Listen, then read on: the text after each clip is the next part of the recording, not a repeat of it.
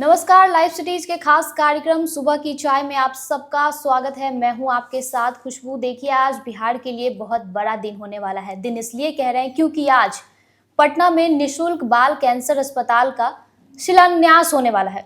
वहीं बात करेंगे बीपीएससी टीआरई 4 को लेकर, साथ ही ट्रांसफर पोस्टिंग को लेकर शिक्षा मंत्री ने बड़ी जानकारी साझा की है और सब कुछ क्लियर कर दिया है। इस पर भी हम चर्चा करेंगे। इसके साथ ही दिलीप जायसवाल राजस्व मंत्री जो हैं वो जमीन सर्वे को लेकर बड़ा ऐलान कर दिया है। क्या कुछ कहा है वो भी हम आपको इस आगे के वीडियो में बताने वाले हैं। और देखिए, जिसके बाद राजद और कांग्रेस में जो है वो खटपट शुरू दिखाई दे रही है। इसके साथ ही लालू यादव के बयान पर जेडीयू के कई नेताओं ने प्रतिरोध मार्च निकाला है। इन सब मुद्दों पर बातचीत करने के लिए हमारे सहयोगी आलोक मौजूद हैं। तो आज बिहार के लिए देखिए आलोक, सच में बहुत बड़ा दिन होने वाला है स्वास्थ्य के मामले में। आज तारीख है 12 दिसंबर और गुरुवार का दिन है। आपने सही कहा कि आज काफी बेहतरीन दिन है बिहार के लिए और राजधानी पटना के लिए तो है ही, पूरे देश के लिए, क्योंकि देश में पहला बाल कैंसर अस्पताल की शुरुआत होनी है, यानी कि उसका शिलान्यास होना है। जमीन तय कर लिया गया है और महावीर, देखिए महावीर मंदिर, पटना का सुप्रसिद्ध महावीर मंदिर की ओर से जो ये बनाया जाना है, महावीर बाल कैंसर अस्पताल पटना में बनाया जाना है, जो महावीर कैंसर संस्थान है उसके ठीक थोड़ा सा आगे, एम्स से बहुत पहले ही। और ये पूरी तरह से निःशुल्क होगा, यानी कोई पैसा नहीं, बस जाइए वहां रजिस्ट्रेशन कराइए। यानी कि जो बच्चों को कैंसर होता है, देखिए जब एपीजे अब्दुल कलाम जब आए थे तो उनकी इच्छा थी, क्योंकि महावीर कैंसर संस्थान में जो कैंसर पीड़ित लोग होते हैं, देखिए आज देश की सबसे बड़ी बीमारी क्या है? कैंसर है। कोरोना काल तो बीत गया, लेकिन कैंसर का जो रोग है वो अगर जिसे हो गया, समझिए कि मौत उसके करीब आ गई। लेकिन कई लोग कैंसर से ठीक भी हुए, बेहतरीन उपचार हुआ है। मैं महावीर कैंसर की एक बड़ाई कर देता हूँ। हाल ही के पिछले कुछ महीनों में मेरे पिताजी के जानने वाले हैं, उनकी धर्मपत्नी को कैंसर हो गया था। TMH Tata memorial hospital Varanasi में इलाज हुआ, लेकिन सक्सेस नहीं दिख रहा था। महावीर कैंसर अस्पताल में आए, मैंने कुणाल साहब को फ़ोन किया था। कुणाल साहब ने थोड़ी पैरवी कर दी, कहा कि जल्दी इसका करा दीजिए, और उसका ऑपरेशन हो गया। आज की डेट में वो महिला सुरक्षित है, जीवित है। तो एक बड़ी बात है। देखिए, बाल कैंसर संस्थान की आज से कह सके विधिवत रूप से बनने की शुरुआत हो जाएगी, यानी कि उसका शिलान्यास हो जाएगा। मुख्यमंत्री नीतीश कुमार खुद शाम 4 बजे पहुंचेंगे, आचार्य किशोर कुणाल होंगे, और कुणाल साहब ये बड़ा काम कर रहे हैं। आचार्य किशोर कुणाल, आप महावीर मंदिर में जब जाते हैं तो देखिएगा वहाँ एक कोने में पुस्तक पढ़ते रहेंगे, भगवान हनुमान जी को, राम जी को याद करते रहेंगे, भगवान को भजते रहते हैं। वही आचार्य किशोर कुणाल एक समय में पटना के एसएसपी रहे थे, IPS ऑफिसर रहे हैं, और उनका तजुर्बा बहुत कुछ बताता है। अगर कभी उनसे सीखने को मिले तो बहुत भाग्यशाली हैं आप, वो कुछ बैठा के आपको सिखाएं। तो किशोर कुणाल एक बड़ा काम करने वाले हैं, क्योंकि देखिए जो महावीर कैंसर संस्थान है उसमें भी बच्चों के लिए एक सेंटर है। यानी कि बच्चों को अगर कोई कैंसर होता है, बच्चेपन में ही किसी को कैंसर का रोग होता है, बहुत बार ऐसा देखिए पैसे की वजह से वो इलाज नहीं करवा पाते हैं। बहुत सारे ऐसी केसेस आए हैं। क्योंकि अब तो महावीर कैंसर संस्थान में आपको जो आयुष्मान कार्ड है उससे भी इलाज हो जाता है। सही बात है। हमारे भी एक करीबी थे, एक और करीबी थे, उनके पिताजी का इलाज वहाँ आयुष्मान कार्ड से हो गया था। वहाँ होता है और काफी बेहतरीन इलाज होता है। अब ये बात अलग है क्योंकि वो 5 स्टार होटल नहीं है, वो हॉस्पिटल है।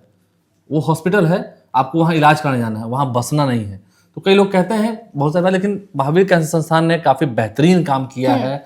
और अब बाल कैंसर अस्पताल, देखिए किशोर कुणाल की पहल, किशोर कुणाल की ईमानदारी, उनकी जो लगनशील भावना है, उसने अब कमाल करना शुरू किया है। देश का पहला बाल कैंसर अस्पताल महावीर मंदिर की तरफ से, और पूरी तरह से निःशुल्क रहेगा। आप वहां जाइए, इलाज कराइए, पूरी तरह से फ्री। हम नहीं चाहते हैं कोई बचपन में ही कोई कैंसर का शिकार होता है, ये दुर्भाग्य की बात है, लेकिन उनका इलाज भी अब पटना में हो जाएगा, फ्री में हो जाएगा, और लगभग 1.5-2 सालों में बनकर तैयार भी हो जाएगा। आज मुख्यमंत्री उसकी विधिवत रूप से शिलान्यास उसका करेंगे, किशोर कुणाल वहां होंगे। तो एक बड़ा अच्छा दिन है। ऐसा दिन आए, और वो दिन भी जल्द ही आए जब वो बनकर तैयार हो जाए, यहाँ पर लोग बाहर से आए इलाज कराने के लिए। समझते हैं ऐसे तो कैंसर की बीमारी किसी को हो ही ना, हम इसकी प्रार्थना करते हैं ईश्वर से, लेकिन जिन्हें भी हो जाता है उनके लिए इलाज तो संभव है, लेकिन इलाज वो भी मुफ्त का, वो भी आधुनिक तकनीक की तमाम जितने आधुनिक मशीनें मंगाई जाती हैं वो भी हैं। महावीर कैंसर संस्थान में अगर आप जाएंगे तो जैसे टाटा मेमोरियल हॉस्पिटल में इलाज होता है कैंसर अस्पताल में मुंबई में, कुछ वैसा ही आधुनिक मशीनें लगाई गई हैं यहाँ पर। डॉक्टर LB सिंह यहाँ के निदेशक भी हैं, काफी बेहतरीन काम करते हैं। डॉक्टर मनीषा सिंह है, काफी बेहतरीन काम करते हैं। लेकिन अब बाल कैंसर अस्पताल का शिलान्यास हाथ से होगा, और ये आज कह सके काफी बेहतरीन दिन है। एक पॉजिटिव न्यूज के साथ अगर हम इसकी शुरुआत करें तो शाम 4 बजे इसका शिलान्यास होना है, और 1.5-2 सालों के अंदर बनकर तैयार हो जाएगा, और मुफ्त इलाज। देखिए आज नहीं, आपकी पीढ़ी आने वाले कई दशकों तक लोग याद रखेंगे कि बच्चों को इलाज तो हो ही रहा है, अभी भी होता है, लेकिन वहां पर 20 बेड हैं तो 20 बेड में समझ सकते हैं दुविधा होती होगी। अब एक पूरा अस्पताल बच्चों के लिए बिल्कुल मुफ्त, ये बड़ी बात है, महावीर बाल कैंसर अस्पताल। तो देखिए आलोक, आपने सही कहा कि आज बिहार के लिए स्वास्थ्य के लिहाज से तो बहुत बड़ा दिन होने वाला है। चलिए अब आगे बढ़ते हैं और बीपीएससी टीआरई को लेकर, ट्रांसफर पोस्टिंग को लेकर शिक्षा मंत्री ने बड़ी जानकारी दी है। देखिए, शिक्षा मंत्री सुनील कुमार कल मीडिया से मुखातिब थे, क्योंकि जन सुनवाई कार्यक्रम होता है जेडीयू के भीतर, तो बुधवार को वो आते हैं। ऐसे तो श्रवण कुमार भी थे, जयंत राज भी थे। सुनील कुमार से जब हमने बातचीत की, उन्होंने कहा कि देखिए, ऐच्छिक ट्रांसफर की बात अभी उनके लिए कहा गया है। हो सकता है उनकी माँ बहुत बीमार हो, घर में कोई ऐसी वजह हो, वो बहुत दूर रहते हों, तो ये एक बड़ी वजह है, उस कारण से वो आवेदन कर सकते हैं। 1 दिसंबर से इसकी शुरुआत हुई है, 15 दिसंबर तक आवेदन कर सकते हैं। और क्योंकि अभी काउंसलिंग चल रही है, टीआरई 4 को लेकर भी उन्होंने कहा कि काउंसलिंग बस अब होने वाला है, 1 हफ्ते के अंदर हो जाएगा, क्योंकि 13 तारीख को बीपीएससी की परीक्षा है। उसके बाद जो टीआरई 3 वाली जो बातें हैं, काउंसलिंग वाली बात है, वो हो जाएगी, और उसके बाद टीआरई 4 की वैकेंसीज निकल जाएगी। ये भी कहा उन्होंने कि कोई कंफ्यूजन क्रिएट ना कोई कंफ्यूजन क्रिएट इसलिए ना हो, क्योंकि ट्रांसफर पोस्टिंग नीति जो बनकर तैयार हुई थी वो स्थगित कर दी गई सरकार के द्वारा। अब ट्रांसफर पोस्टिंग कब से होगी? जब से कैसे सियासी चुनाव के बाद, 2025 के चुनाव के बाद, क्योंकि अभी 3 सक्षमता परीक्षा और लिए जाने हैं। उन तीनों परीक्षाओं का आयोजन होगा, उसका रिजल्ट आएगा, उसके बाद ही फिर पूरी तरीके से जब सबको राज्यकर्मी का दर्जा मिल जाएगा, सब विशिष्ट शिक्षक हो जाएंगे, यानी सरकारी टीचर बन जाएंगे। नहीं, सरकारी टीचर तो अभी भी है, लेकिन अभी नियोजित हैं। अब उन्हें राज्यकर्मी का दर्जा मिल जाता है, वो विशिष्ट शिक्षक हो जाते हैं। उसके बाद ही ट्रांसफर पोस्टिंग कराई जाएगी। फिलहाल अभी उनके लिए 15 दिन का मोहलत दिया गया है, जिनको सही में अति आवश्यक है। उनका एप्लीकेशन लिया जा रहा है, आप एप्लीकेशन दीजिए, उनके एप्लीकेशन पर विचार करके जिनको जैसी जरूरत होगी सरकार ये डिसीजन हो सकता देगी, और जल्द जनवरी महीने में उम्मीद है उनका ट्रांसफर हो भी जाएगा, सर्दी की छुट्टियों के बाद। देखिए, इधर राजस्व मंत्री दिलीप जायसवाल जो है वो भी जमीन सर्वे के बीच बड़ा ऐलान किया है, बड़ी घोषणा की है। आप तो जानते ही हैं, दिलीप जायसवाल ने कहा है, आप भी बता रही थी, मैंने देखा भी था कल, उन्होंने कहा है कि जो लोग 50 साल या अधिक समय से एक जगह पर रह रहे हैं, सिर्फ वहां कोई कानूनी दाव पेच नहीं होना चाहिए। अब मान अगर आपके पास कोई दस्तावेज नहीं भी है, ठीक है, लेकिन आप 50 साल से 60 साल से यहाँ रह रही हैं, तो जमीन आपसे छीनी नहीं जाएगी। अब मान ली उदाहरण स्वरूप कोई एक व्यक्ति है, वो वहां रहता है और उस जमीन पर विवाद है, कोर्ट में मुकदमा चल रहा है, मामला चल रहा है, तो फिर उस केस में दिखवाना होगा कि क्या कर सकते हैं, क्योंकि वहां तो फिर निपटारा करना होगा ना भूमि विवाद का। ये जमीन सर्वेक्षण का काम क्यों हो रहा है? ताकि भूमि विवाद का निपटारा हो सके। देखिए, एक बार अगर ये लैंड सर्वे पूरा हो जाएगा तो बिहार में जो आपराधिक घटनाएं घटती हैं उसमें बहुत कमी आएगी, क्योंकि जमीन संबंधित सभी मामले हो जाएंगे, सबको अलग कार्ड मिल जाएगा। तो जमीन सर्वे हो रहा है बिहार में, नीतीश कुमार की अच्छी पहल है। लेकिन अभी देखिए, चुनाव का समय है ना, 2025 में वोटर देवता कहा जाता है। आप भी वोटर देवता हैं, 18+ हैं, और मैं भी हूँ, मैंने तो कई बार वोट दिया भी है। वोटर देवता को खुश करना है, और वोटर देवता को खुश करने के लिए उनका पैर पूजा भी करना पड़ता है। चुनावी साल है। अभी आपने देखा तिरहुत में जो स्नातक निर्वाचन क्षेत्र था, वहां पर एनडीए की करारी हार हो गई, आरजेडी भी हार गई, जनसुराज चौंकाने वाला रिजल्ट आया। बंशीधर ब्रिजवासी जो हैं वहां पर चुनाव जीत हो गई, एमएलसी बन गए। पहले शिक्षक थे, के पाठक ने बर्खास्त कर दिया, तो सदन पहुंच गए। जनता का ये जलवा होता है, जनता जिससे पर अपना प्रेम लुटाए। एक कहावत कही गई है खुशबू जी, समरथ को नहीं दोष गुसाई। जिससे समाज का रथ एक बार मिल गया, फिर उस पर कितना भी दोष मढ़ दें, वो भगवान था, है और रहेगा। अब देख लीजिए एग्जाम्पल स्वरूप, लालू यादव गरीबों के मसीहा है। अब कितना भी कोर्ट में कुछ भी कह लें, कर दें, ठीक है, जेल हो गई, आ भी गए, बेल हो गई, मसीहा थे, मसीहा हैं, मसीहा रहेंगे, वो मसीहा हमेशा रहेंगे। समरथ को नहीं दोष गुसाई। जिसको समाज का रथ मिल गया, फिर उसको झुका पाना, हरा पाना ये संभव नहीं है। जिसे मिल गया उसे मिल गया। नीतीश कुमार विकास पुरुष के नाम से जाने जाते हैं। अब लाख दोष कर दें, भ्रष्टाचार, अफसरशाही, लेकिन जिन्हें विकास बाबू, सुशासन बाबू कहा गया, उन्हें कहा जाएगा ही कहा जाएगा। तो ऐसे ही अब दिलीप जायसवाल ने भी कह दिया है कि भाई जो अगर कोई कानूनी मुकदमा ना हो, 50 साल से अधिक समय से वहां रह रहे हो, तो उनकी जमीन छीन नहीं जाएगी, क्योंकि कुछ तो दस्तावेज होगा। आपने टैक्स कटवाया होगा, कुछ के कागज कुछ तो ही होगा, ठीक है, या पुराने दस्तावेज ऐसे कुछ होंगे, क्योंकि पहले कलकत्ता में रजिस्ट्री होती थी, अभी भी होती है, लेकिन पहले बिहार के लोग भी कलकत्ता जाते थे रजिस्ट्री कराने के लिए, तो वहां कोई कागज वागज होगा, वैसा खुजवा जाएगा, तुरंत आपसे आपकी जमीन छीनी नहीं जाएगी। ये बड़ी तो सुना आपने, जमीन आपकी ही रहेगी। अगर आप 50 साल से उस मकान में रह रहे हैं तो जमीन आपकी रहेगी, सरकार जमीन आपसे नहीं छीनेगी। देखिए आलोक, इस बीच आरजेडी और कांग्रेस के बीच खटपट शुरू हो गई है, बयानबाजी शुरू हो गई है। नहीं, देखिए, आरजेडी और कांग्रेस के बीच तो खटपट शुरू होगी। पिछले दिनों लालू प्रसाद ने क्या बयान दिया था, आंख सेकने वाला बयान दिया था, खैर हम उस पर भी आएंगे। उसको लेकर विरोध भी हुआ है, उस खबर को भी विस्तार से बताते हैं अभी। लेकिन जब उन्होंने कहा कि इंडिया अलायंस का चेहरा कौन होगा, ममता बनर्जी ने कहा है, तो ममता बनर्जी के नाम पर उन्हें कोई गुरेज भी नहीं है। तो ऐसे कैसे होगा? कांग्रेस तो सबसे बड़ी अलायंस पार्टनर है। और फिर देखिएगा बिहार में, क्योंकि देखिए बिहार सरकार के मंत्री हैं अशोक चौधरी, पहले कांग्रेस पार्टी के प्रदेश अध्यक्ष थे। 2015 में जब अशोक चौधरी प्रदेश अध्यक्ष थे, उस वक्त सबसे अच्छा परफॉर्मेंस कांग्रेस का अब तक का रहा है। 40 सीटें मिली थी, मुझे याद नहीं, 40 से 41 सीटें मिली थी, उसमें से 27 सीटें जीत कर आई थी कांग्रेस। सोचिए, 40 में से 27 सीटें कांग्रेस जीत कर आई थी जब अशोक चौधरी प्रदेश अध्यक्ष थे। उन्होंने कहा भी कि लालू प्रसाद यादव कहते थे कि पहले तो कांग्रेस के पास 4 सीटें थी, गठबंधन उस वक्त नहीं था, 10 में आरजेडी लोजपा लड़ी थी, जब 22 सीटों पर आ गई थी, तो 4 है तो 8 ले लो, 8 से भी पेट नहीं भरता तो 16 ले लो। तो ये तो उनके बोलने का तरीका था लालू प्रसाद का।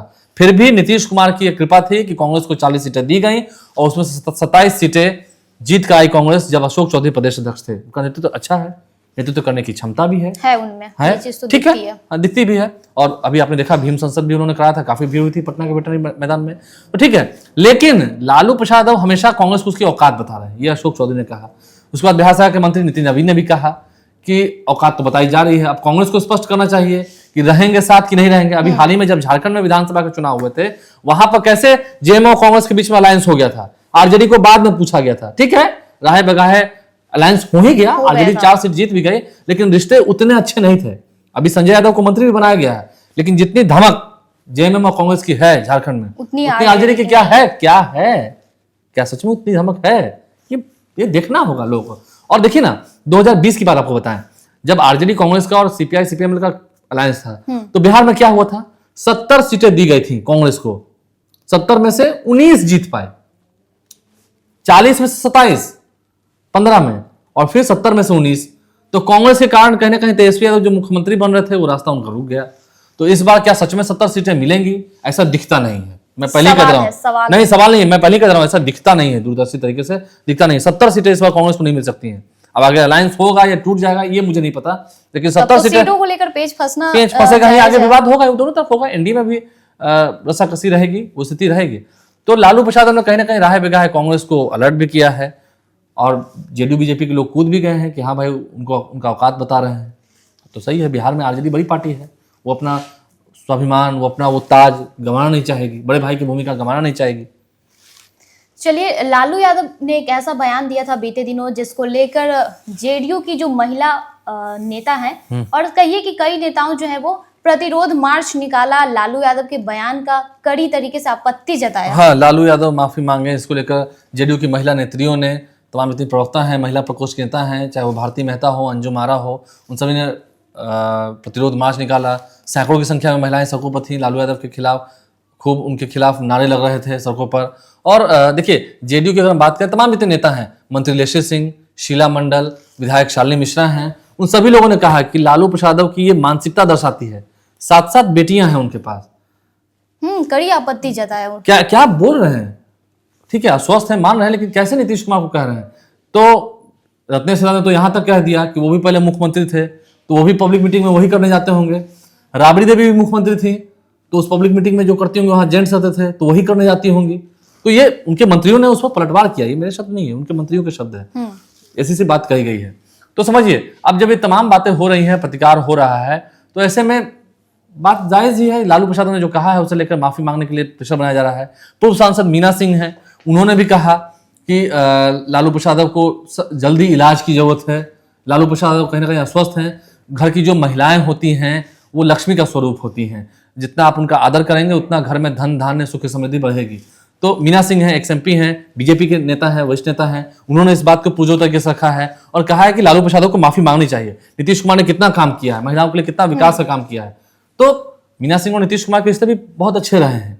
जब अजीत सिंह, उनके पति का निधन हो गया था रोड एक्सीडेंट में, उस वक्त मीना सिंह चुनाव लड़ी थी, जीती भी थी, फिर वो चुनाव जीती, तो उनका भी संसदीय जीवन अच्छा रहा है और नीतीश कुमार से रिश्ते काफी अच्छे रहे। उन्होंने भी खुलकर कहा, बीजेपी नेता है, कि नीतीश कुमार को लेकर ऐसे कहे गए अपशब्द लालू यादव को शोभा नहीं देते हैं, उन्हें माफी मांगना चाहिए, और लगता है सही में उनकी तबीयत खराब है, दिमाग बिगड़ा हुआ है, तो इलाज की जरूरत है, इलाज की सख्त जरूरत है। बीजेपी और जेडीयू के नेताओं ने इस पर सख्त प्रतिकार किया है, खूब बातें रखी गई हैं। जेडीयू के महिला मंत्रियों ने, जो महिला नेत्रियां हैं, उन्होंने प्रतिरोध मार्च भी निकाला है, रोड पर उतर गई हैं। तो ये सभी तस्वीरें देखने को मिली थी कल पटना में। तो सुना आपने जेडीयू के नेताओं ने साफ तरीके से कह दिया कि लालू यादव का ये बयान जो है वो अशोभनीय है, लालू यादव को इलाज की जरूरत है। तो अभी तक आपने हमारे चैनल को सब्सक्राइब नहीं किया है तो सब्सक्राइब कर लीजिए, साथ ही फेसबुक पेज को भी लाइक कर लीजिए। वीडियो देखने के लिए शुक्रिया।